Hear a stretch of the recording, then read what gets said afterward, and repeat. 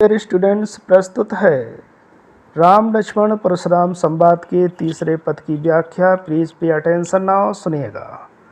बेहस लखन बोले मृदुवानी, अहो मुनीस महाभटमानी। परशुराम जी के द्वारा बड़ी बड़ी डींगे हाके जाने पर, अपनी बहादुरी का परिचय दिए जाने पर लक्ष्मण जी ने मुस्कुरा करके अत्यंत मृदुल वाणी में कहा, अहो मुनीस महाभटमानी। अरे मुनिराज, आप तो बड़े महान योद्धा हैं।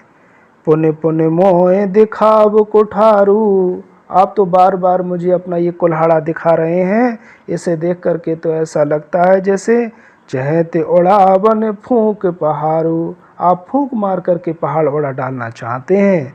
परंतु मैं आपको बताए देता हूँ कि यहाँ कोमल बतिया को हुनाई, जे तर्जनी देख मर जाई। यहाँ छुई मुई का पौधा कोई नहीं है, जे तर्जनी देख मर जाई, जो आपकी उंगली के छूते ही मुरझा जाएगा।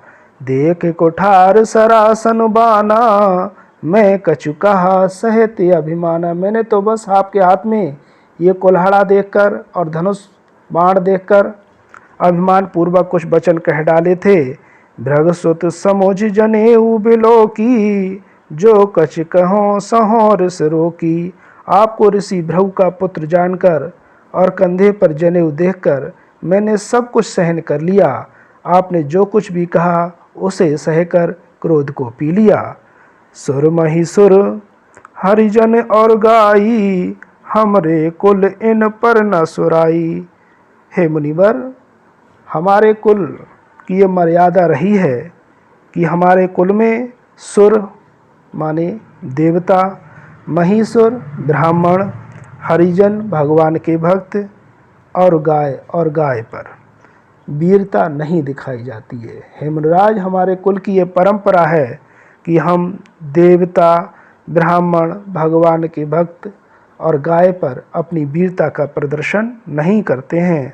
और आप तो साक्षात ब्राह्मण हैं। बंधे आप की रति हारे। यदि युद्ध में हम आपका वध कर देते हैं तो हमें पाप लगेगा, और यदि हार जाते हैं तो हमारा अपयश होगा। इसलिए हे मुनिराज, मारत हूँ पाप पर हैं तुम्हारे। यदि आप हमें मार भी डालेंगे तो भी हम आपके चरणों में ही पड़ेंगे। कोटि कुलिस सम बचन तुम्हारा, व्यर्थ धरऊ धनुबान कुठारा।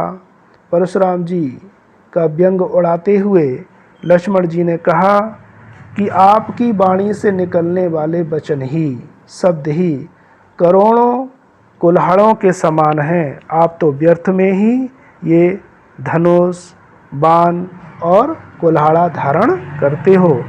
जो बिलो के अनुचित कहूँ, क्षमऊ महामुनि धीर। ये सब देखकर यदि मैंने कुछ अनुचित कह दिया हो, हे धीर वीर महामुनि, तो मुझे क्षमा कर देना। सुन सरोस भृगुवंश मणि, बोले गिरा गंभीर। लक्ष्मण के ये व्यंग वचन सुनकर भृगुवंश मणि परशुराम जी क्रोध सहित गंभीर वाणी में कहने लगे।